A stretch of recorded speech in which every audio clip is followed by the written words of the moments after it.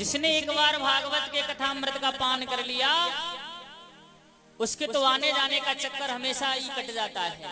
इसीलिए कि क्व सुधा क्व कथा लोके क्व कांच क्व मणिर महा। कहाँ ये स्वर्ग का अमृत और ये कहाँ भागवत, इसकी तुलना आप करते हो। अरे कांच की तुलना कभी मणि से नहीं की जा सकती। इसीलिए सुखदेव जी ने देवताओं को अभक्त समझा, मना कर दिया। देवता लोग गए स्वर्ग में, ब्रह्मा जी से शिकायत की, और जब ब्रह्मा जी से शिकायत की तो ब्रह्मा जी ने एक तराजू लेकर के तोलना शुरू किया। एक पल्ले पर श्रीमद् भागवत जी को विराजमान किया, एक पल्ले पर दुनिया के जितने भी धर्म संस्कार थे सभी को रखा। सज्जनों, तराजू की एक विशेषता होती है कि जिस पलड़े में वजन ज्यादा होता है वो नीचे आ जाता है। एक पलड़े पर श्रीमद् भागवत जी हैं, दूसरे पलड़े पर दुनिया के जितने भी धर्म संस्कार, और जो पल्ले धर्म संस्कारों के थे वे सभी ऊपर को उठ गए और भागवत जी का पल्ला नीचे को हो गया। कि लघुन्यानि जातानि गौरवेण इदं महत् तदा ऋषिगणा सर्वे विस्मयं परम ययो। भागवत जी का जब पलड़ा नीचे हो गया तो ब्रह्मा जी ने देवताओं से कहा कि देवताओं, ये भागवत कोई पोथी नहीं है, भागवत कोई किताब नहीं है। श्रीमद् भागवताक्षो अयम् प्रत्यक्ष कृष्ण एव हि। ये श्रीमद् भागवत तो स्वयं साक्षात श्री कृष्ण है। एकादश स्कंद में जब भगवान श्री कृष्ण अपने धाम को जाना चाहते हैं, यादवों का संहार करा करके, तो अलक्षित रूप से वृंदावन में रहे और अपने आप को भागवत जी में प्रवेश कर गए। स्वयं साक्षात कृष्ण स्वरूप है, शब्द रूप है ये श्रीमद् भागवत। इसका श्रवण करने से जीवन धन्य हो जाता है। नारद जी ने तो जन जन में इसका प्रचार करने के लिए अपने पिता ब्रह्मा जी से इसका अध्ययन किया था। लेकिन सप्ताह श्रवण की विधि क्या है, सप्ताह सुनने के नियम क्या हैं, ये सनत कुमारों से सुना था। अब यहीं पर सौनक जी ने प्रश्न कर लिया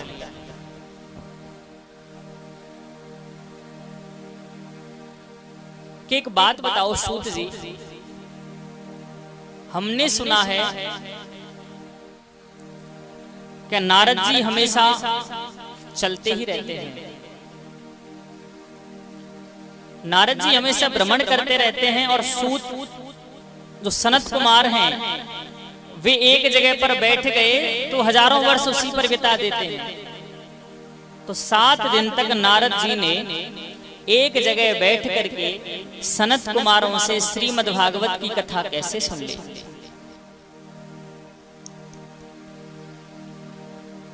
तब सूत जी ने सौनक ऋषियों से कहा है कि एक बार देव ऋषि नारद बड़ी तीव्र गति से दौड़ते हुए जा रहे थे, तो बद्री धाम में विराजमान चारों भाई सनक, सनंदन, सनातन और सनत कुमार, चारों भाइयों ने नारद जी को देखा, देख करके पूछ लिया कि कथम ब्रह्मनंदीन मुखः कुतिश्चितातुरो भवान् त्वरितं गम्यते कुत्र कुतश्चागमनं तव। नारद जी क्या बात है, आप कुछ उदास लगते हैं। हमने तो सुना है कोई कितना भी रोता हो, कोई कितना भी उदास हो गया हो, यदि उस व्यक्ति को नारद का दर्शन हो जाए तो वो मुस्कुराने लगता है, और आज आप जैसा संत स्वयं इतना दुखी है। तो नारद जी सनत कुमारों के चरणों में गिर गए और चरणों में गिर कर के कहने लगे, महाराज क्या बताऊं, अहम तु पृथ्वी यातो ज्ञात्वा सर्वोत्तिमामिति पुष्करम च प्रयागम च काशी गोदावरी तथा। मैं पृथ्वी को श्रेष्ठ समझ करके आया, पूरी पृथ्वी पर घूमा, मुझे कहीं भी शांति नहीं मिली। हरि क्षेत्र में गया, कुरुक्षेत्र में गया, पुष्कर में गया, प्रयाग में गया, काशी में गया, सेतुवंत रामेश्वर गया, पूरी पृथ्वी पर घूमा, लेकिन मुझे कहीं भी शांति नजर नहीं आई। चारों तरफ अशांति ही है कि मात पिता बालकन बुलावे और उदर भरे सोही धर्म सिखावे, कि नार विवश नर सकल गुसाई, ना चाहे नट मर कटकी नाई। माता पिता बच्चों को धार्मिक संस्कार नहीं देते हैं, धार्मिक शिक्षा नहीं देते हैं, केवल पेट भरने की शिक्षा देते हैं। कलयुग में नारी के अधीन मनुष्य हो गया है। जैसे एक नट बंदर को नचाता है, वैसे ही स्त्री अपने पति को नचाती है। हरि क्षेत्र में गया, कुरुक्षेत्र में गया, मुझे कहीं भी शांति नहीं मिली, ना कोई सत्य बोलता है। और कलयुग के लोगों की बुद्धि को कलयुग ने बिगाड़ दिया है। एक बार भी कोई सत्य बोल देता है तो मानो हरिश्चंद्र के बाद हमारा ही नंबर है, और कोई झूठ दिन में 50 बार बोले तो उसकी कोई गिनती नहीं करता। एक यदि कोई धर्म का कार्य होता है तो बार बार गिनाता, ये कार्य मैंने किया, वो कार्य मैंने किया।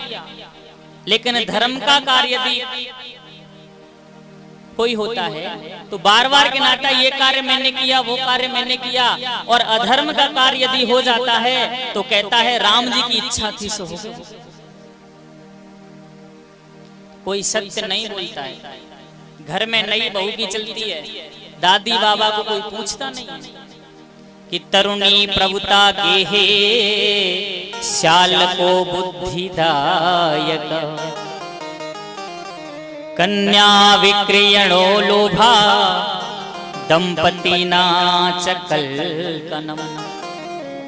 घर में नई बहू की चलती है, दादी बाबा को कोई पूछता नहीं है, और आज पिता अपनी पुत्री को बेच देता है, थोड़े से लोभ के कारण पैसे ले लेता है, उसकी शादी कर देता है।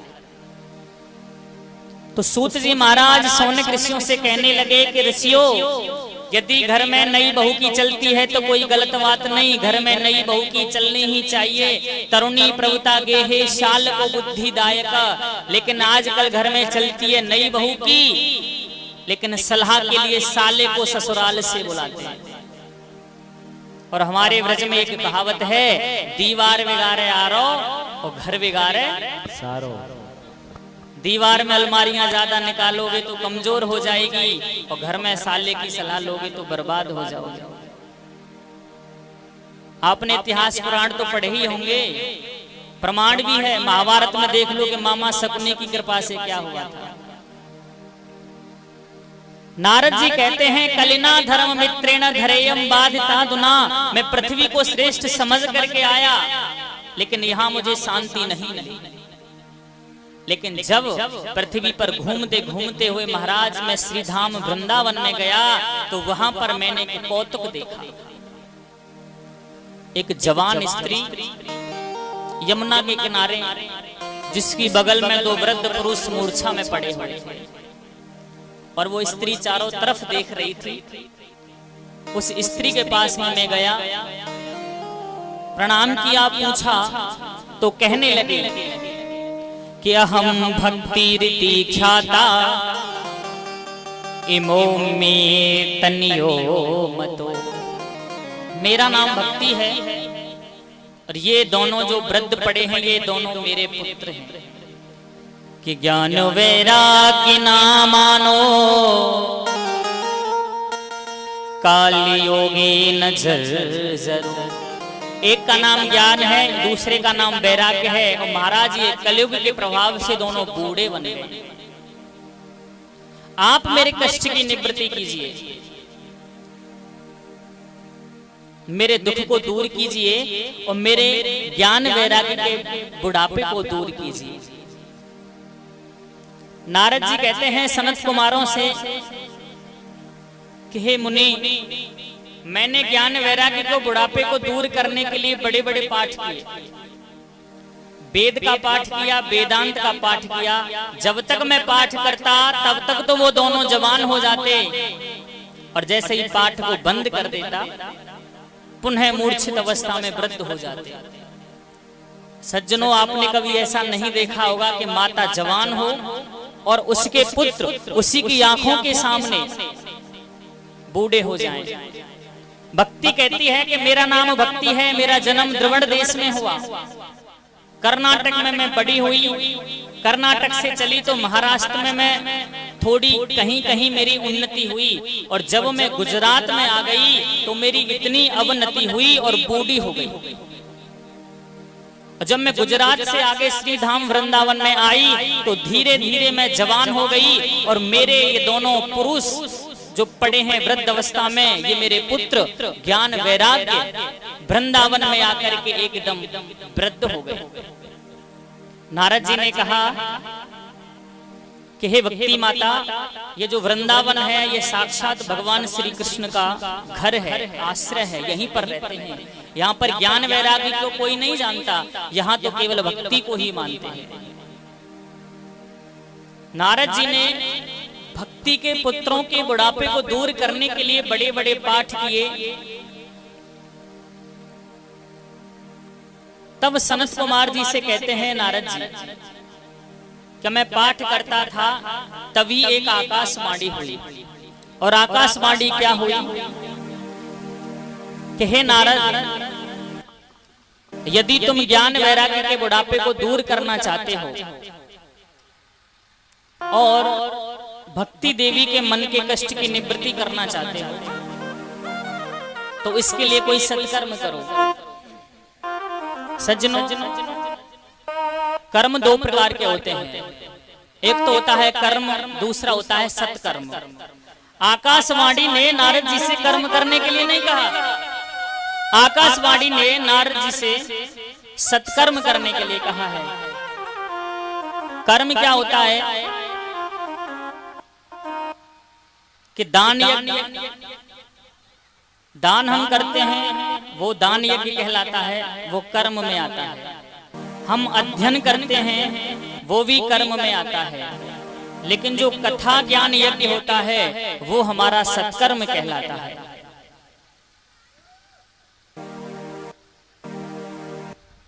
सनत कुमार के चरणों में नारद जी गिर पड़े, कहने लगे कि उस आकाशवाणी ने कौन से सत्कर्म के लिए कहा है, मैं क्या करूं कि सत्कर्म सोच को नूनम